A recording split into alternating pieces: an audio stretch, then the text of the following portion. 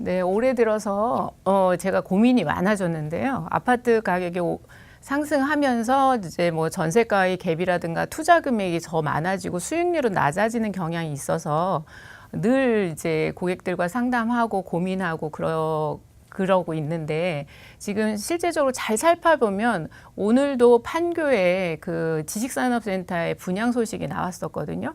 실제로 그런 지식산업센터에 투자를 직접 하시는 분들도 굉장히 많고요. 그래서 꼭 아파트가 아니더라도 우리가 투자할 곳은 굉장히 많다라는 거, 그리고 시청자분들도 눈 크게 뜨시고 주변을 잘 살펴보시면 우리가 투자를 하거나 수익을 창출할 수 있는 부분이 상당히 많고, 그런 부분을 또 전문가들과 상담을 하면 그쪽 분야에서 또 다른 전문가가 생기지 않을까, 이런 생각이 듭니다. 오늘은 그 리모델링에 대해서 이야기를 말씀을 드리는데, 저희가 실제로 리모델링을 해서 수익을 창출한 예까지도 설명을 같이 드리도록 하겠습니다. 지금 이제 건물이 외관이 굉장히 멋있죠. 실제적으로 이제 이게 이제 한남동에 있는 그 건물인데요. 이제 2013년도에 이게 40억에 매수를 해서 리모델링을 전체를 해서 지금 현재 가격이 한 70억 가량 지금 저희가 예측하고 있는 건물입니다. 그래서 그 리모델링을 할 때 그러니까 수익성을 보고 상가를 다가구나 단독을 가지고 우리가 얼마나 수익형으로 전환을 할 수 있는가를 봐야 되는데, 이런 다가구 같은 경우에는 명도하는 데 좀 용이해요. 예를 들어서 전세 기간이 만료되거나 매매가 되면 결국에는 다 협의에 의해서 다 명도가 되는데, 만약에 여기에 이제 이게 상가가 있는 상가주택이라고 하면 실제로 명도하는데 시간도 걸리고 또 우리가 보상도 해줘야 되는 이런 문제도 있을 수 있기 때문에 이런 건물을 선택할 때는 과연 내가 명도가 가능한지를 꼭 파악하셔야 합니다. 명도 부분에서 시간을 많이 끌면 우리가 보통 이런 다가구를 하나 매수할 때 대출을 이용해서 활용해서 하는데 곧바로 대출 이자가 발생하기 때문에 그 부분을 우리가 커버할 수 있는지는 확인해 보시고 전문가하고 상담을 꼭 하신 다음에 이런 결정을 하셔야 되는데, 본 건물 같은 경우에는 이제 다가구를 매입을 해서 1층, 2층, 3층 다 이제 상가를 넣었죠. 그리고 계단을 이렇게 외부에서 2층으로 올라가는 계단을 만듦으로써 2층의 접근성을 훨씬 편리하게 만든 경우입니다. 여기 같은 경우에도 지금 여기 보면은 이 건물을 매수를 해서 지금 겉과 안을 전체를 다 리모델링을 한 케이스입니다.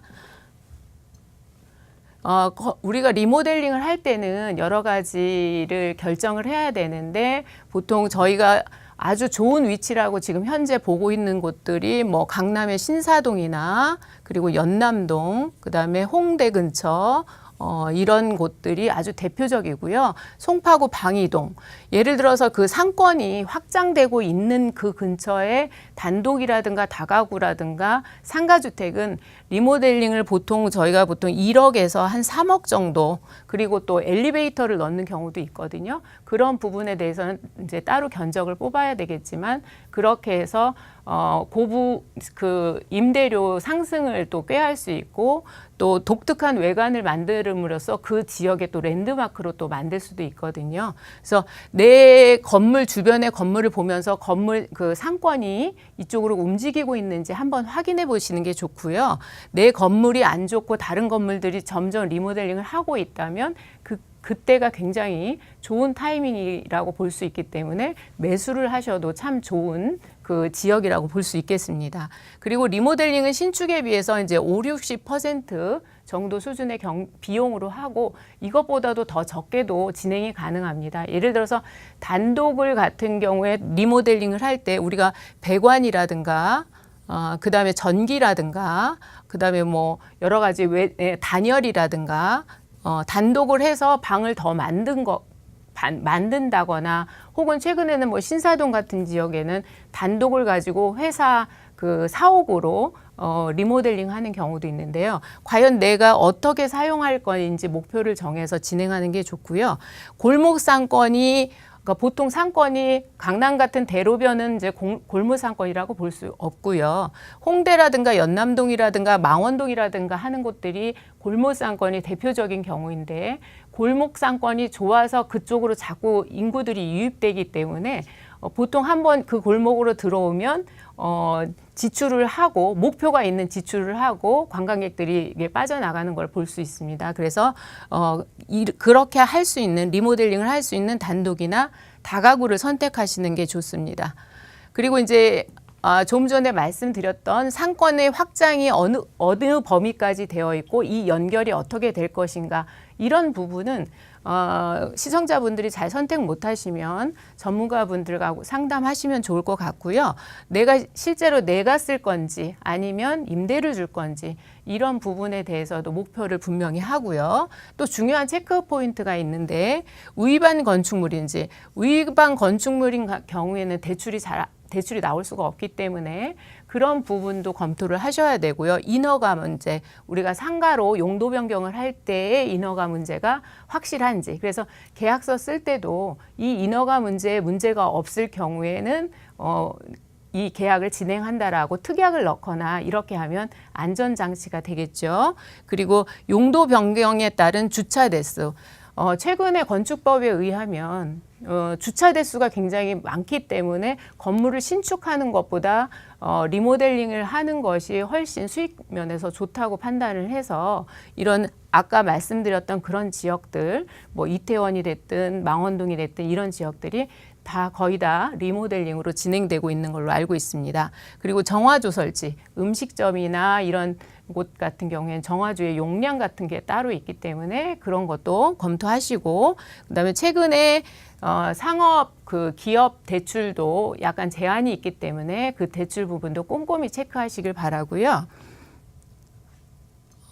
이거는 이제 저희가 2011년 11월에 25억에 매입한 지금 이게 이제 홍대 인근에 있는 건물입니다. 그랬는데 이거를 이제 리모델링을 해서 수익이 보통 지금 이게 작년에 50억에 매도를 했는데요. 50억에 매도하려면 보통 수익률이 최소 한 4% 이상은 나와야 하는 거거든요.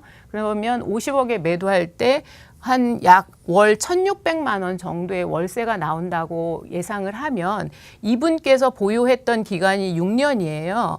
6년 동안 그러면 그냥 임대료만 해도 최소한 임대료만 해도 한 4억 이상을 임대료로 수입을 가졌고 또 시세 차익도 한 25억 정도 했기 때문에 물론 세금 부분은 나중에 이제 계산을 해야 되겠지만 이 정도 월세와 또 시세 차이까지 두 마리 토끼를 잡을 수 있는 아주 좋은 기회가 아니었나 싶고, 이렇게 한번 리모델링해서 성공한 투자자 같은 경우에는 이런 투자를 또 반드시 또 하게 되더라고요.